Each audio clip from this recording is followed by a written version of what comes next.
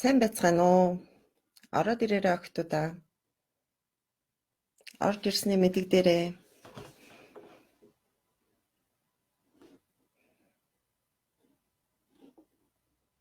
За ороод ир. Тэгэхээр чи эхлэе за. За эхнээсээ орж ирцгээж байна. Тэгэхээр одоо цөмөрөө эхлэхэд болно хаа.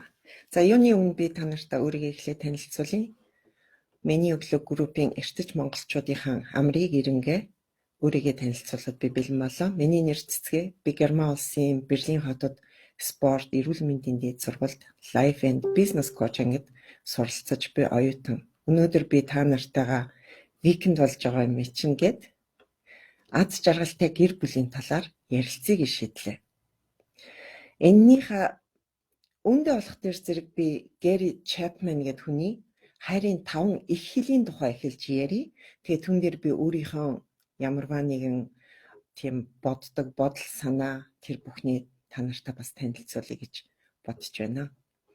Үүнд болох дээр зэрэг Гэри Чапманы үзэж байгаагаар бол дурлалын мэдрэмж гэдэг бол эхтлээгээд 2 жилээс хитэрдэггүй. Яагаад гэхээр хүмүүс амар ихэндээ дэндүү гоё ихэндээ дурлаад тэгэн гута 2 жилийн дотор гэхэд тэр дурлал нь байхгүй болдог. Өөрөөр хэлбэл хэрвээ тэд тэр дурлалаа ямар нэгэн байдлаар дандаа тэг халамжилж хайрлахгүй бол тэр дурлал маань унтардаа гэсэн тийм санал төвшүүлсэн ба. Тэгээд яасан бэ гэхээр зэрэг дурлалын үе эхтлээгээд ерөөсөө тийм 2 жилээ. Тиймээс 2 жил болгон ямар дурлалтай уулзраад байх хэрэгтэй биш дээ. Тийм учраас энэ дурлал дээрээ л та нар ингээд зөв ингээд бие биенээ ойлгож суралцчих юм бол энэ 2 жил чинь 20, 30, 40, 50 жилч болох магадлалтай гэдгийг хэлсэн байгаа л та. Тиймээс хайр дурлалаа халамжлах ёстой. Өөрөөр хэлбэл дурлалынхаа мэдрэмжийг дандаа сэдрээж өгсөн тийм одоо үйл явдлуудыг дандаа хоорондоо хийж явах ёстой гэсэн тэгснээрээ та нарын тэр хайрын сав дүүрэн байх ёстой гэдэг тийм асуудлын тухай хэлсэн ба. За энэ дээр болох дээр зэрэг Гэри Чапман хэлэхдээ хайрын нийт ер нь 5 хэл байдаг. Тэр 5 хэлийн аль нэгээр чи буюу чиний хайртай хүн ярьж байгаа. Тэр хэлийг нь олоод сурчгаа гэсэн тийм асуудлыг ярьсан ба. Нэгдүгээр болох дээр зэрэг хайрын хэл мань юу гэхээр зэрэг уран магтаалыг бие биедээ харамгүй өгдөг. Тийм эрэг талаас нь хайртай хүнээ хүлээн зөвшөөрдөг тийм хэл гэж байгаа. Тэр нь одоо юу гэсэн үг вэ гэхээр зэрэг ямар ч байдлаар хэлж байгаа үгийнхаа өнгийг нь олж бие биендээ хэлж байх хэрэгтэй. Тэрэн дээр бол ширүүн дөрвөн харьцааны үгс буюу шаардсан үгсийг аль болох хэрэглэхгүй байх.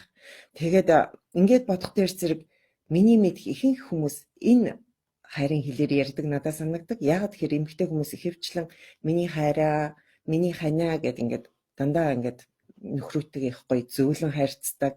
Тийм учраас яг тэрийгээ бас нөхрүүдээс их шаарддаг болов уу гэж боддог. Яг одоо миний хувьд болох дээр зэрэг миний нөхөр насаараа цэргийн хүн байсан, биеийн тамирын ширүүн дөрвөн спортын хүн байсандаа болоод тэр өнгөрсөн бүх туршлага нь чанга ширүүн дөрвөн тийм туршлагуудыг цуглуулж ирсэн. Би ч гэсэн ер нь өөрөө бас их чанга тийм эмоцтой хүн. Тийм учраас чанга гарах үедээ би аюул их чанга ихээр чанга дуурах үе надад бас зөндөө тохиолддог. Тийм учраас би энэ хэлээр ярихыг хүсэж байгаа учраас өөрийнхөө хэлийг би өөрчилж чадсан. Тэгээд би нөхрөөсөө яг тэр хэлийг нь шаардсны хүчинд одоо нөхөр бит хоёрын хооронд бол аюул сайхан тийм харьцаа үүсч чадсан л да. Тэгтэл манай нөхөр энэ хэлийг ярьдаггүй ингээд дандаа юм цэргийн хэлээр явсан юм хатуу хөдөө чанга дуутай хүн байж яаж чиний хэлийг ойлгод юм бэ гэж зарим хүн надаас гайхаж асуух байх. Аргагүй тийх яагаад гэвэл энэ Гэри Чапманы бичснээр хайртай хүмүүс заавал хайрын нэг хэлээр хоорондоо ярих албагүй. Хамгийн гол нь бие биенийхээ хайрын хэлийг хамаагүй сайн судлах ёстой гэсэн тийм юм байгаа байхгүй юу? Тийм учраас би бодохдоо би нөхөртөө өөрийнхөө хайрын хэлийг аюулсан дэндүүсээ ойлгуулж чадсан гэж бодож байгаа. За хоёр дахь нь юу вэ гэхээр зэрэг хамтдаа болон хоёр биендээ байгаа үедээ quality цаг буюу чухал цагуудыг зөвхөн хоёр биендээ анхааралтай өнгөрүүлж явах тийм хэл шаарддаг нэг хэсэг хүн байдаг гэж байгаа. Энэ юу гэсэн үг вэ гэхээр зэрэг та хоёрын хамтдаа байх нь хамаагүй зөвхөн одоо гэртээ байгаа үедээ бие биендээ анхаарлаа төвлөрүүлж бие биенийхээ үгийг сонсож чадаж байна уу гэдэг чинь энэ дээр яригдж байгаа юм. Яагаад гэхээр зэрэг эхнэр нөхрүүд их илбэг харагддаг л да. Эхнэр нь галцсан хундаа хоолойгээ зогсож байхад нөхөр нь том өрөөндөө телевизээр үзээ сууж байх жишээтэй. Яг энэ тохиолдолд бол нөхрүүдэд дуудаад хажуудаа суулгаад тэгээд хайрын үгээр бие биентэйгээ үгсээ солилцоод өнөөдөр би ажил дээр инглээ тэглээгээд тэр бүхний хоорондоо ярилцсан сурвал энэ бол их сайхан хэл юм ба. Энэ бол миний бас хэрэгэлдэг дуртай хэлний нэг. Би бол нөхөртөөгөө байхдаа дандаа дуудаж авчраа хажуудаа суулгаад ингээд бүх юмыг хамтдаа хийх дуртай. За 3 дахь хэл нь юу гэхээр зэрэг бие биендээ зүрхнээсээ их том баг гэлтгүү дандаа бэлэг чин сэтгэлээсээ бэлэг өгч байх тухай хэл байна. Энэ дээр болох тэр зэрэг яг үндэ зарим нэг эмэгтэйчүүд байдаг л да. Яг тийм бэлгийн хэлээр бие биентэй бэлгийн хэлээр харьцдаг, бэлгийн хэлээр бас хайрыг хүсдэг.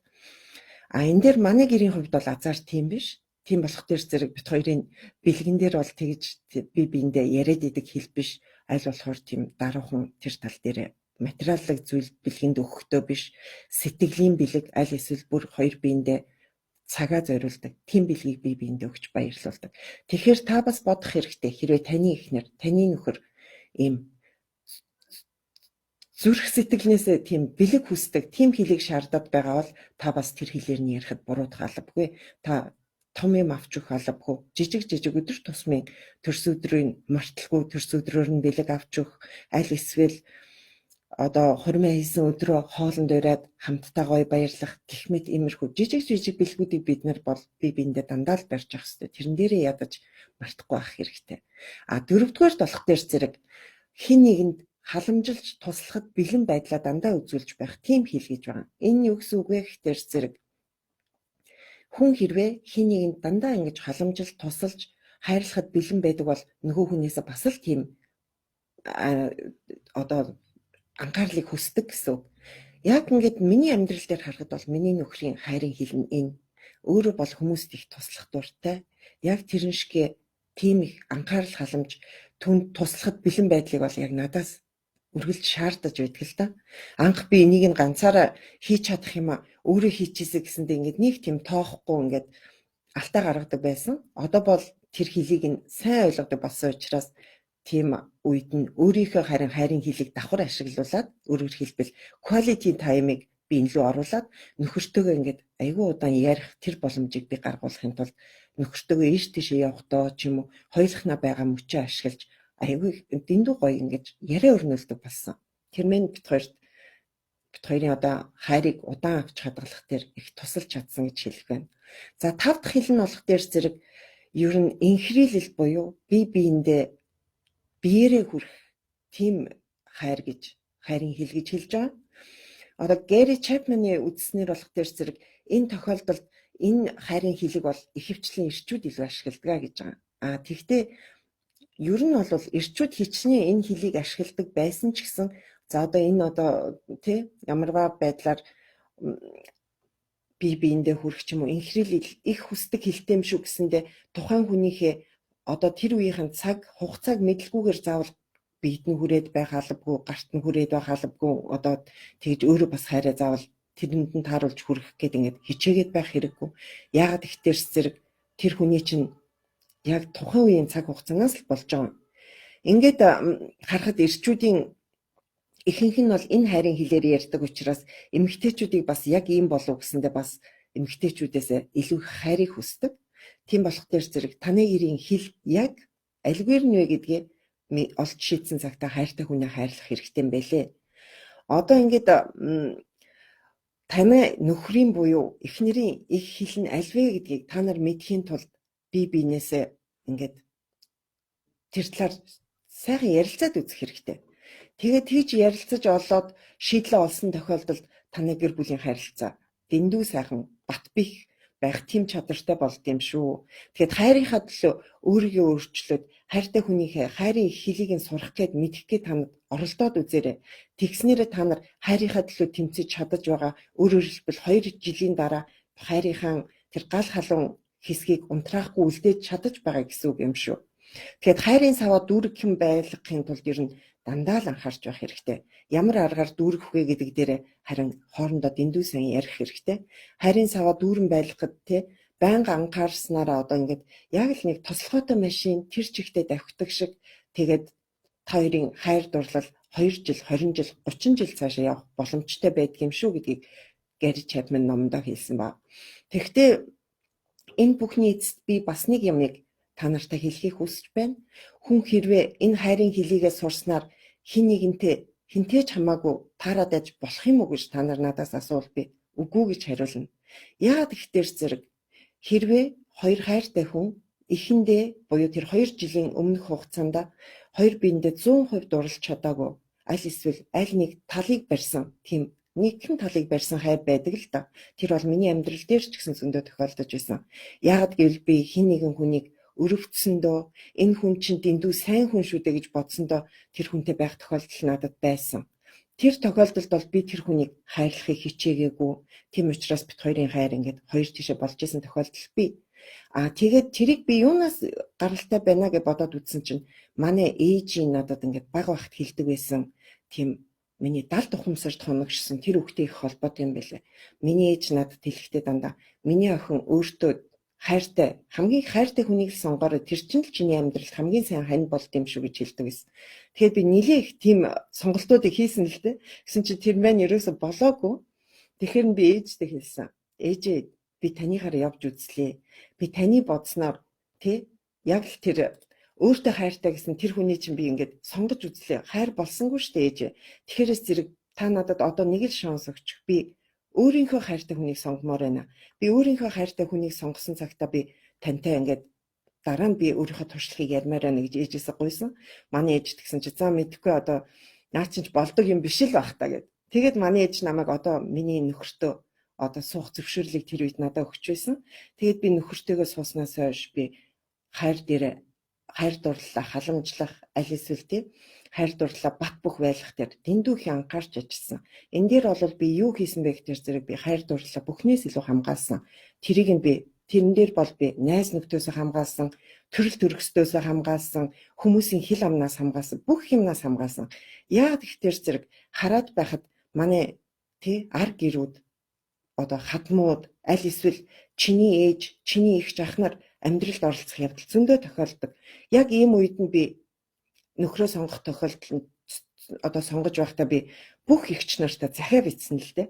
Бүх эгч нартай захиа бичээд одоо би ингээд ийм хүнтэй сууж байгаа учраас та нарт мэдээж таалагдахгүй. Яагаад гэвэл миний нөхөр чи гаднаас нарахад ширүүн дөрөв надаас маш олон ах тэгээд ер нь одоо юм үзэж дөл одоо суудсан тийм хүн байсан. Тэгээд манай их чахнарт бол таалагдхааргүй хүн байсан. Тэгээд би энэ хайрыг сонгосон учраас намайг жаргалтай явуулах үүднээс та нар миний амьдралд битгий оролцоорой. Хэрвээ та нар миний амьдралд оролцох гээд муухай үг хэлэх гээд байвал дууга байсан дээр шүү гэдэг захиаг би бүгдд нь бичиж явуулсан. Тэгээд манай эгч нар тэгсэн чинь ингээд бүгд дууга байсан. Харин манай ганцхан эгч за би дууга байда гэдэг үгийг хэлсэн. Тэгтэл одоо тэр эгч маань миний нөхөртэй хамгийн сайхан харьцаатай байдаг.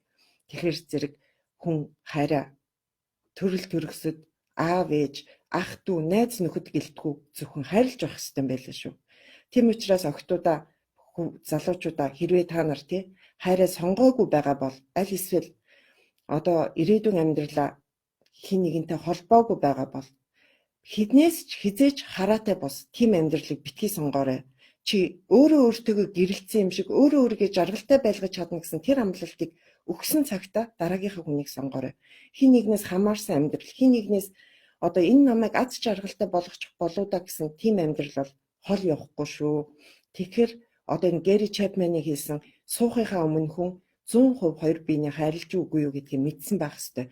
Ядаж 2 жил болж иж хүүхэдтэй болооройгүй. Ядаж 2 жил болж иж гэрлэх тийм шийдвэрээ гаргаарай. Тэрэн дээрээ та нар анхаараарай. За тэгээд гэрэлч гэсэн одоо аль хэзээний гэрлээд 2 жил нь өнгөрөөд бит хоёрын хайр одоо нэг жоохон зэвэрчээ юу да одоо хүүтэн орчоо юу да гэж бодож байгаа гэр бүлүүд бол энэ дээр бас анхаараарай. Хоёр талаас 100% хичээгээд хоёулаа хайрынхаа төлөө тэмцэх юм бол болохгүй юм гэж хаанч байдгүй юм шүү. Тийм учраас та нартай амжилт хүсье. Хайрынхаа төлөө тэмцээрэй. Одоо энэ викенд эхэлж байна. Тэгэхээр викендээр бүгдээрээ гоё хайр дурлаа дахин сэргийх тэр аяндаа гарцгаая. Хүн өөрөө өөрийгөө хайрлаж хайраа хайрлаж чадна. Тийм учраас хайраа хайрлаарай, гэр бүлээ хайрлаарай. За тэгээ та нарт аз жаргал хүсье. Дараагийн лайв болтол баяртай.